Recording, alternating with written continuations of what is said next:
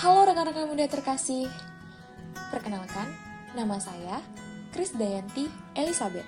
Saya berasal dari kota Pekanbaru, Riau. Saya merupakan anak pertama dari 4 bersaudara. Sekarang, saya sedang menempuh pendidikan semester 4 di Sekolah Tinggi Pastoral Kata-Ketik Santo Fransiskus Assisi yang berada di Kota Semarang, Provinsi Jawa Tengah.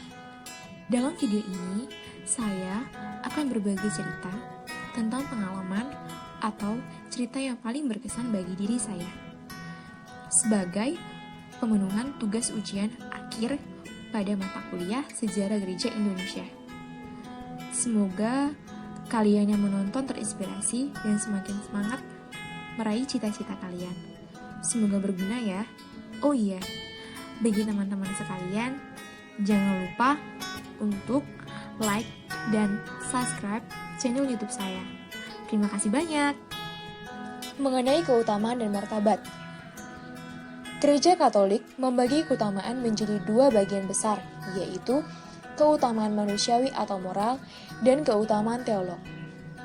Keutamaan manusiawi atau moral meliputi keutamaan kebijaksanaan, keutamaan keadilan, keutamaan keberanian, dan keutamaan pengendalian diri. Sedangkan keutamaan teolog meliputi iman, harapan, dan kasih. Keutamaan manusiawi atau moral ialah usaha manusia untuk bertumbuh dan berkembang menjadi pribadi-pribadi yang berkeutamaan. Sedangkan keutamaan teolog adalah yang menjadi dasar-dasar untuk mempraktekkan keutamaan manusiawi. Nah, jadi keutamaan yang saya miliki adalah keutamaan dalam pengendalian diri. Martabat juga tidak kalah penting dari keutamaan. Martabat ialah sebuah keluhuran karena manusia adalah makhluk yang mulia dan istimewa yang diciptakan oleh Allah. Saya memiliki 3 martabat. Yang pertama, saya sejahtera dengan Allah. Yang kedua, saya memiliki akal budi. Yang ketiga, saya memiliki kebebasan, yakni kebebasan untuk berpendidikan. Pengalaman saya ini menjadi motivasi bagi diri saya sendiri dan sekaligus menjadi alasan mengapa saya mengambil jurusan pendidikan agama Katolik. Cerita ini berawal ketika saya duduk di bangku sekolah dasar hingga sekolah menengah kejuruan, di mana selama saya bersekolah, sekolah saya tersebut tidak memiliki guru agama Katolik, hingga mengharuskan saya untuk mengikuti pelajaran agama di luar jam pelajaran, yaitu saya belajar agamanya di gereja. Nah, dari pengalaman ini, saya terdorong, saya termotivasi untuk menjadi seorang guru agama Katolik, agar generasi berikutnya atau anak-anak Katolik berikutnya tidak mengalami kesulitan dan mereka bisa belajar agama di sekolah mereka masing-masing. Maka dari itu, ketika tamat SMK, saya bilang ke orang tua kalau saya ingin melanjutkan ke perguruan tinggi pendidikan agama Katolik, karena saya pengen menjadi seorang guru agama Katolik. Dan puji Tuhan, Tuhan mengabulkan keinginanku, mengabulkan harapan-harapanku, sehingga aku bisa kuliah di jurusan pendidikan agama Katolik. Karena memang cita-cita aku ingin menjadi seorang guru agama Katolik. Tapi terlepas dari itu semua,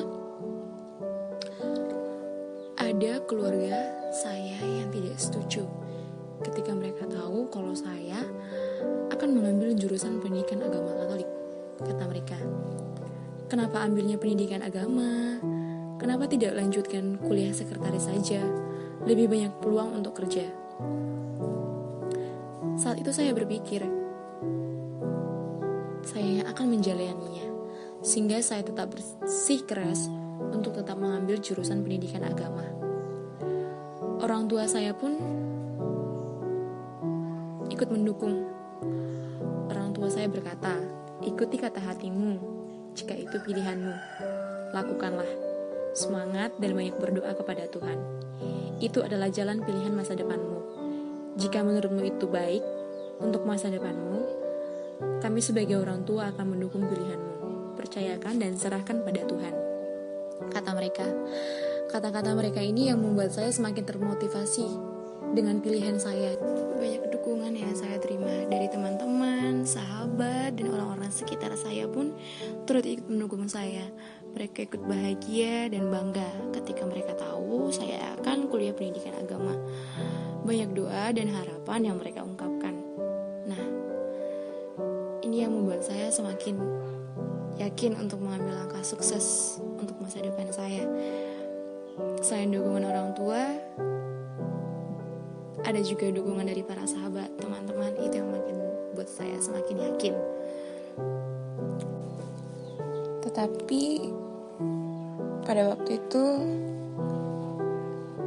ada kata-kata atau ungkapan seseorang yang buat saya merasa sedih juga. Karena seseorang tersebut mengatakan,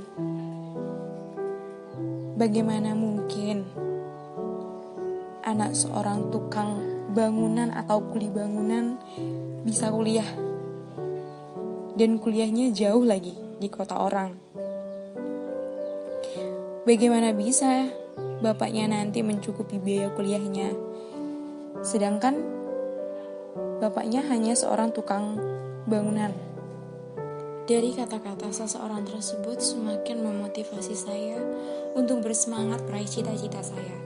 Dalam diri saya tanamkan bahwa saya pasti bisa.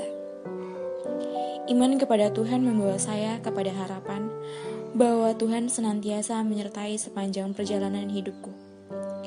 Dia memberkatiku, Dia mencukupkan segala kebutuhanku, Dia melancarkan rezeki kedua orang tuaku, hingga perkuliahanku tetap berjalan lancar hingga sampai sekarang ini. Harapan nyata akan masa depanku dalam rencana indah Tuhan. Dan aku percaya bahwa semuanya sudah direncanakan oleh Tuhan.